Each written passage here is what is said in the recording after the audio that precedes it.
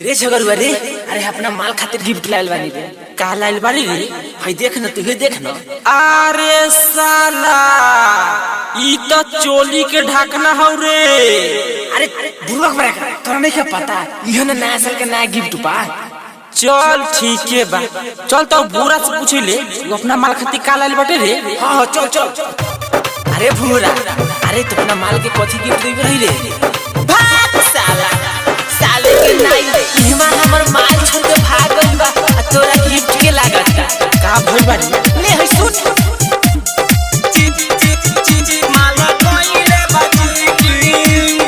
Mix by माल records.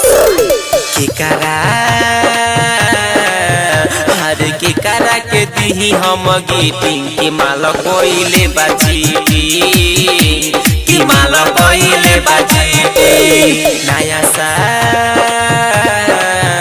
अरे नया साल में कोई एक मीटिंग की माल कोइले बाजी की माल कोइले बाजी।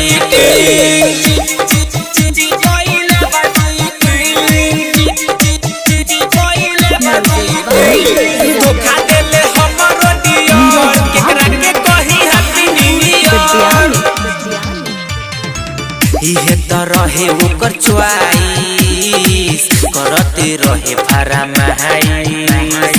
बीती गइल सुन 21, आइए गइल 22। अरे का करी रे? इहे तो रहे ओकर च्वाइस, करते रहे फरमाइश। बीती गइल सुन 21, आइए गइल 22। अरे दोसरा से कोइले बा सेटिंग की माल कोइले बा चीटिंग की माल कोइले बा चीटिंग।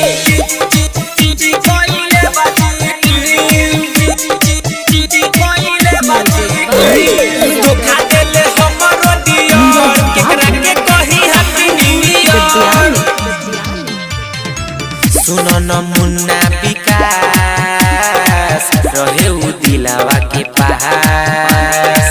केतना कही राइटर पवन, मनावा बाटे उदास। अब तू ही समझा ना।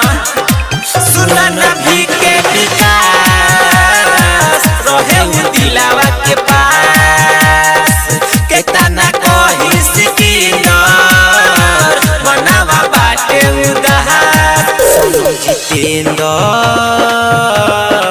सनम जितेंद्र से कोइले बा भेटी की माल कोइले बा चीटी की माल कोइले बा चीटी।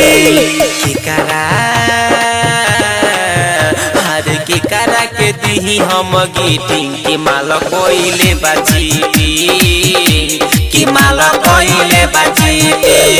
नया साल, अरे नया साल में कोई एक मीटिंग की माल कोइले बाजी की माल कोइले बाजी।